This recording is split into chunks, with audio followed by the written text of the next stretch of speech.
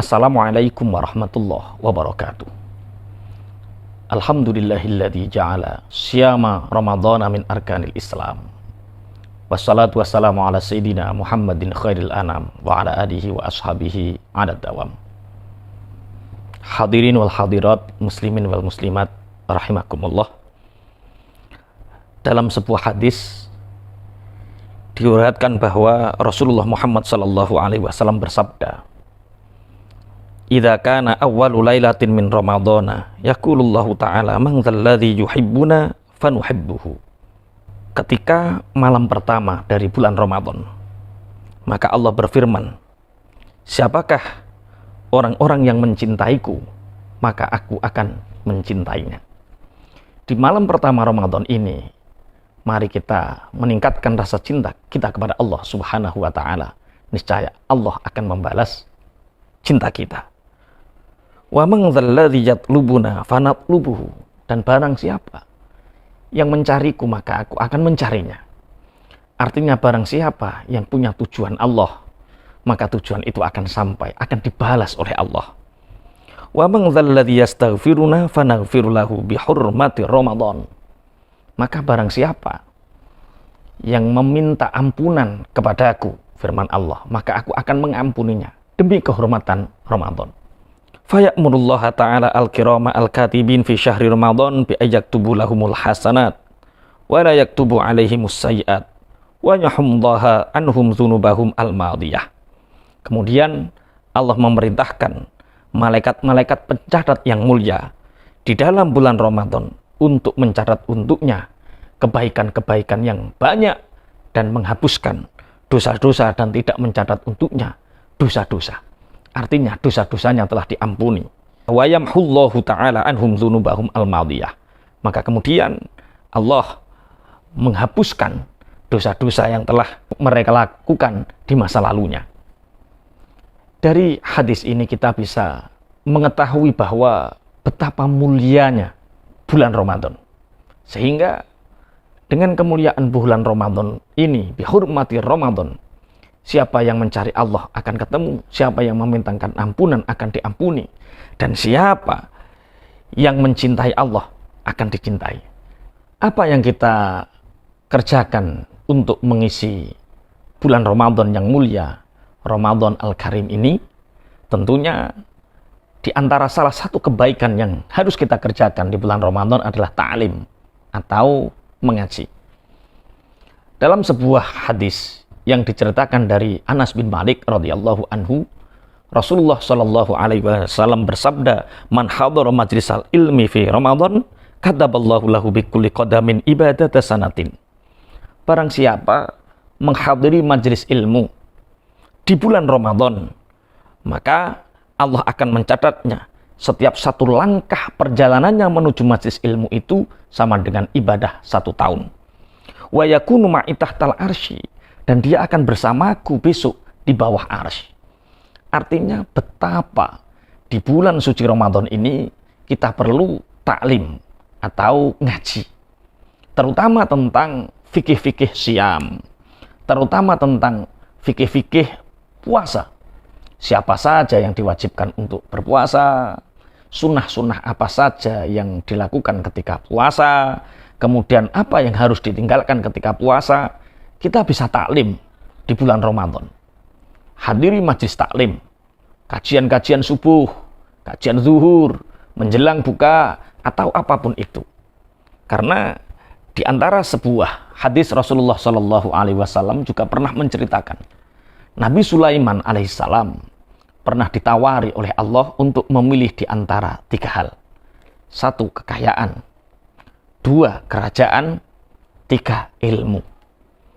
Nabi Sulaiman alaihissalam memilih ilmu. Ternyata dengan Nabi Sulaiman memilih ilmu itu, maka Nabi Sulaiman diangkat derajatnya oleh Allah. Dia memiliki harta dengan ilmunya, dan dia juga menjadi raja dengan ilmunya.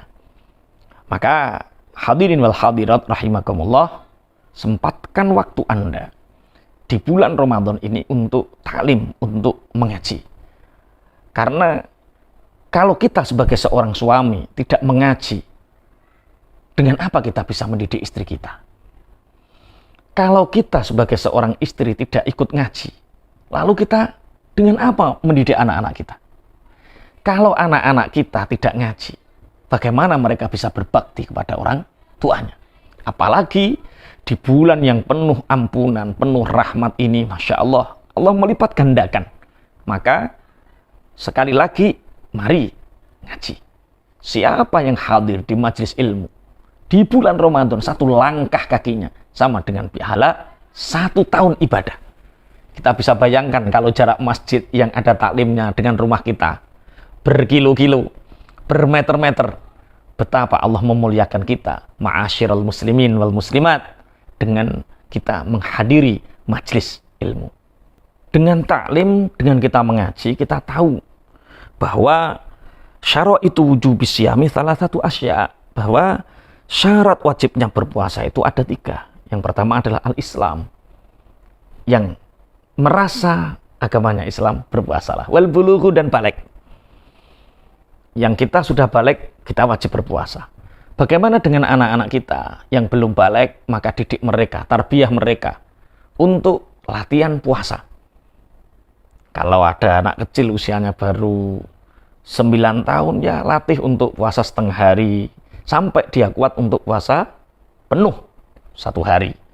Kemudian yang ketiga adalah wal aklu, dan berakal dan mampu melakukannya. 3 hal ini, yaitu Islam, balik, dan berakal, ini menjadi syarat mutlak seseorang itu sudah diwajibkan untuk berpuasa.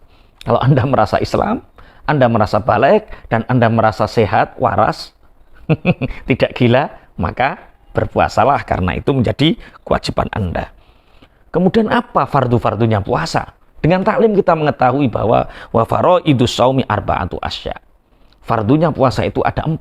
Yang pertama adalah an-niyat. Yang pertama adalah niat. Niat itu tidak harus diucapkan nawaitu shauma ghadin.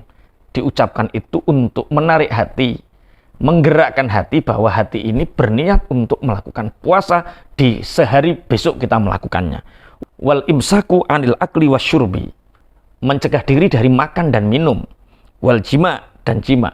Wa ta'ammudul qai'i, dan mencegah diri dari menyengaja untuk muntah. Intinya, dengan taklim kita bisa mengetahui, oh fardunya puasa ini, oh syarat wajibnya puasa ini, dan lain sebagainya. Sehingga kita juga tahu dengan taklim, dengan mengaji, apa yang disunah-sunahkan dalam puasa.